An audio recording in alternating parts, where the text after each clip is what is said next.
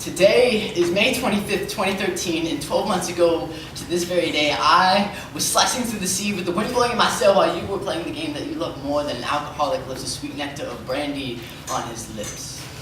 You won the game 13-9 and hit 2 home runs on that day. 11 months ago to this very day, I was working in the woods while you were celebrating your accomplishments because you had graduated high school just a few days earlier. And 10 months ago to this very day, I was scuba diving in the Great Lakes, wishing my brother a happy birthday while you were at the beach swimming with the fishes, you would always say. And 9 months ago to this very day, I was back in school while you were rolling the last joint you'd ever smoked, taking the last hit you would ever take, and pouring the last glass of alcohol you would ever drink because you wanted to get your life straight. And 8 months ago to this very day, I had a waterfall flowing down my face from the news that I received earlier on that day, you see, Trey. It's been 8 months since you packed up your bags and moved into the kingdom of heaven, and to think that 2 weeks before your car swerved off the road and hit that tree, we had our last conversation together.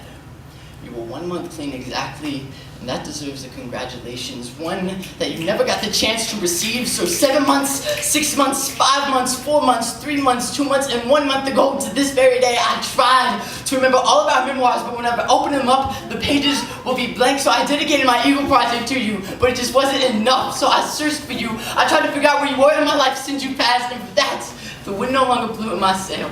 The fish no longer swam in the elixir of life, and I did not know which direction to go.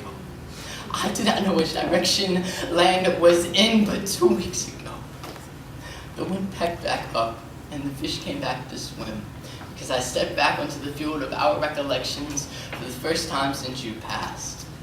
I stepped onto the mound to where you once stood and remembered our last game together. I stole bases, but you stole hearts, and I stood in the home, but you sent our memories forever. And later that day, I went back to the same place that we had our last conversation, only to see your name on a man's shirt, and it was a sign from an angel, to hear your voice in the wind like the way a deer hears the crackling of twigs and leaves underneath the hunter's feet, and to put your hand on my shoulder just like the good old days. But when I turned around, I did not see you.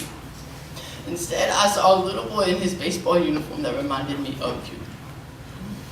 See, Trey, it took me 8 months to figure out where you were in my life since you passed, and I didn't need to travel across the world to do so. I just needed to go back to the places that we shared in order to have an epiphany. More importantly, I just needed to remember that you were always beside me, and you always will, because you were such a great friend to me. You taught me how to cheat on my fears and break up with my doubts. You taught me how to express myself through something I love, this poetry.